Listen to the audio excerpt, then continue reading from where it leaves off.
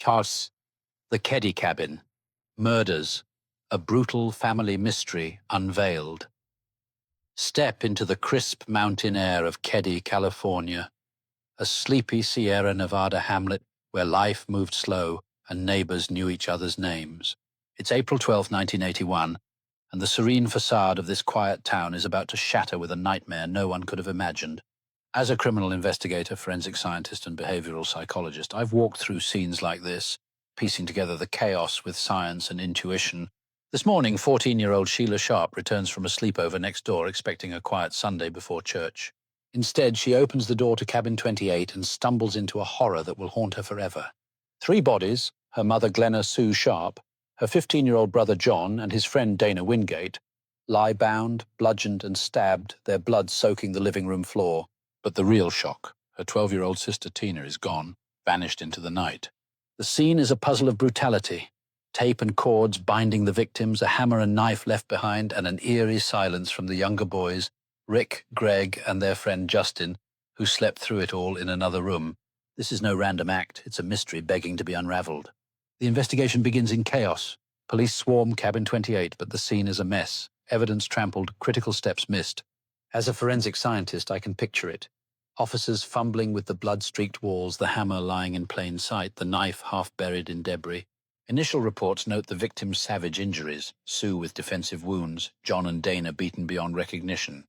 The disarray hints at a struggle, but the precision of the bindings suggests calculated minds.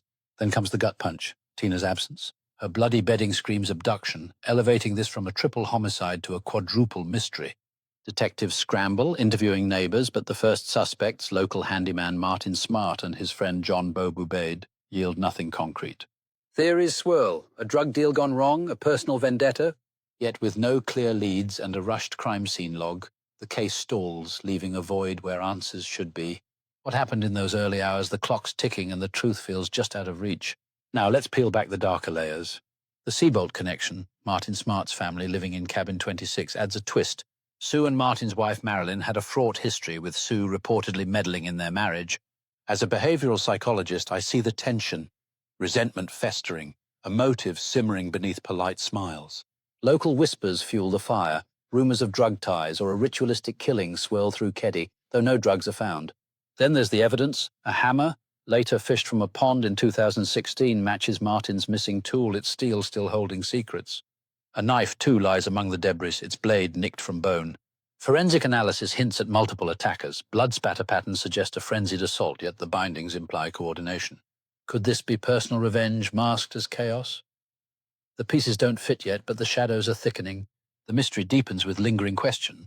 A 1984 anonymous call to the Butte County Sheriff's Office identifies Tina's remains, found 30 miles away, before forensic confirmation. That tape, buried in an evidence box, surfaces decades later, sparking outrage. Was it suppressed to protect someone? Martin Smartt, with his cryptic letter to Marilyn, "I've paid the price of your love, and now I've bought it with 4 people's lives," and Boubede, tied to Chicago mob rumors, remain prime suspects. Both are dead now, their secrets with them. Yet detectives believe others know more. Accessories after the fact, their consciences gnawing. The families, especially Sheila, fight on, their plea for justice a beacon in the dark. Why did this evidence vanish? Who else was there that night? This case haunts like a ghost that won't rest. In 2013, Sheriff Greg Hagwood and investigator Mike Gamberg revive it, unearthing the hammer and that tape. DNA from a piece of tape at the scene points to a living suspect, reigniting hope. As a criminal investigator, I've seen cold cases crack with less, new tech, fresh eyes. But the legacy lingers. Keddie's quiet streets still echo with unanswered cries, captivating true crime fans who dissect every detail. Why does this story grip us? It's the blend of innocence lost and evil unmasked, a puzzle that teases resolution yet defies it. So I turn to you. Share your theories in the comments. What do you think happened in cabin 28? Your voice could pressure the breakthrough we've all been waiting for. Don't stop watching now. The next clue might be yours to uncover. Don't miss a thing and subscribe to our YouTube channel and join us for a great surprise.